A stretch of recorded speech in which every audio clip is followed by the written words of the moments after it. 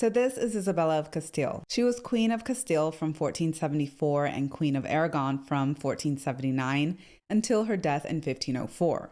Her father was the King of Castile from 1406 to 1454, and she was just 4 years old when he passed. She was then left under the care of her half-brother, King Henry IV, and it's said that he didn't take the best care of her and her brother while she was living with her mother, and they were given very little money. But her mother made sure to give her a good basic education, and she was also shown to have a deep respect for her religion. Later, when she spent most of her time in Segovia, she lived a pretty easy lifestyle with her ladies-in-waiting and focused on her education and continued to grow in her faith. Isabella was described as having a pale complexion with reddish chestnut hair and eyes as blue as sapphires, and her figure as straight as a palm. She had many failed betrothals beginning at the age of 6, all due to her brother's need for alliances. He wasn't exactly the best ruler.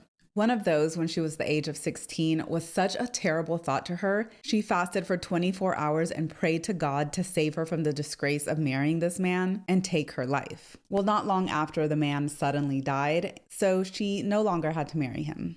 In 1469, she was betrothed and married to her second cousin, 17-year-old Ferdinand II of Aragon. However, his betrothal was not arranged by her brother. It was arranged by Isabella and Ferdinand's father. Isabella had written her brother a letter asking him for approval of the marriage, but that letter went unanswered, so she went ahead and made all the arrangements herself with her future father-in-law. This marriage between Isabella and Ferdinand would unite both their kingdoms in the future and give them strength as a European power. Isabella's brother, King Henry IV, died in 1474, and she proclaimed herself queen just 2 days after and became fully devoted to her country, especially during the first years as her country battled through war and was in despair thanks to her brother's reign. Through the years, she was able to restore order through stern and unyielding justice. She brought reform to the legal system, and she also introduced change in the prisons and appointed an advocate of the poor. She loved books and encouraged printing in Spain by having foreign printers and foreign books free of taxation. And she was also very interested in the education of her court and opened a school for young nobles, both men and women. She would often help young women find opportunities, and thanks to her influence, 2 women were appointed professors.